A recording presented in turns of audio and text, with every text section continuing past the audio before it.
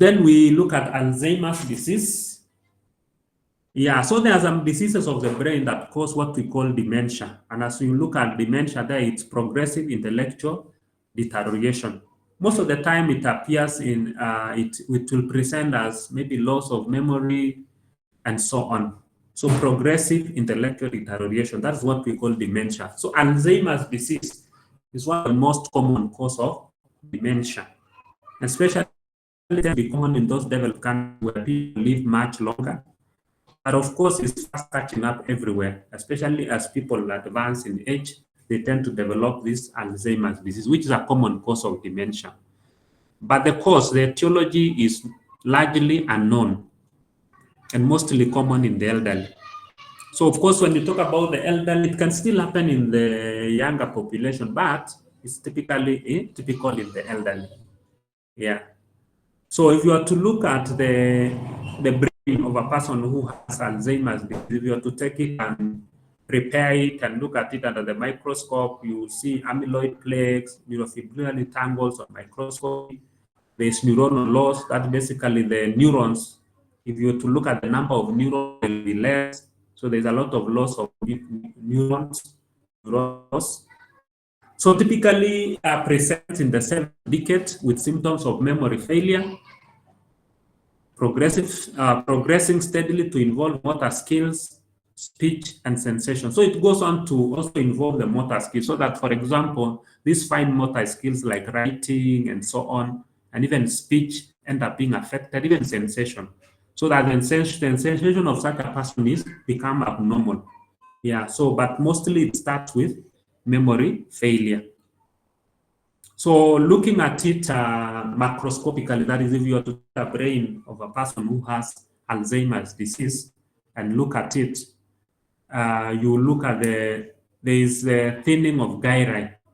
Remember, in the normal brain, you have the gyri. Gyri are the, those elevated regions, the sulci are the thing that go in, so that our brain is not just flat. There's gyri and sulci.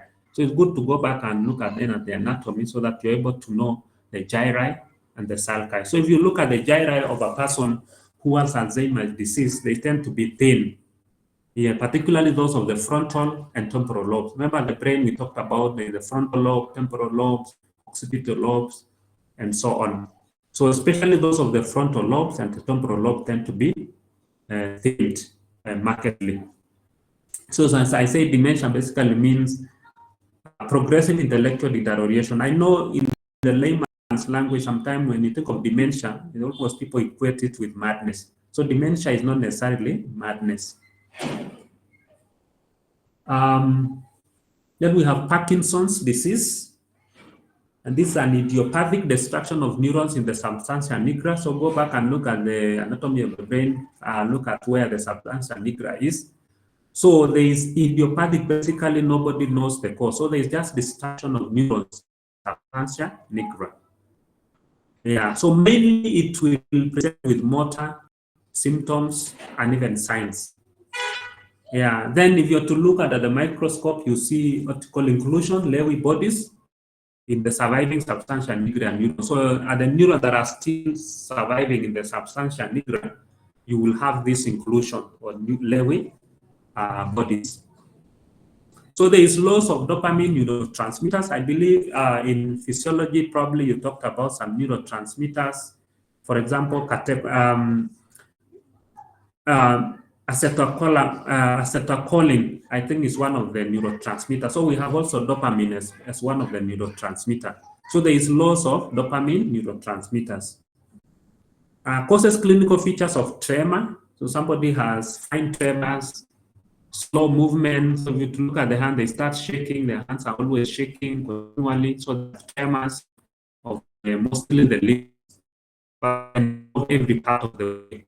And the movement tends to be slow and rigidity.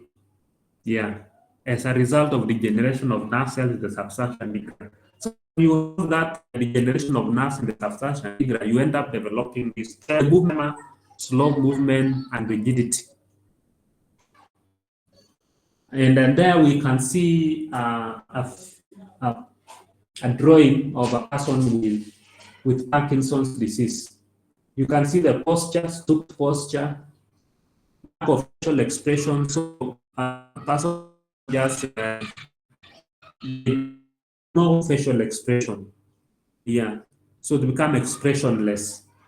And then, of course, you can see there are tremors everywhere. You can see in the head, in the hands, you can see the tremors. So rigidity and trembling of head and extremities.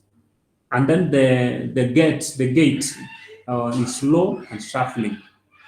Yeah, so that is, if you're to see a patient with Parkinson's disease, that is likely the way they will present: expressionless, rigidity, there's trembling of head and extremities, there's slow shuffling gait, that is the movement.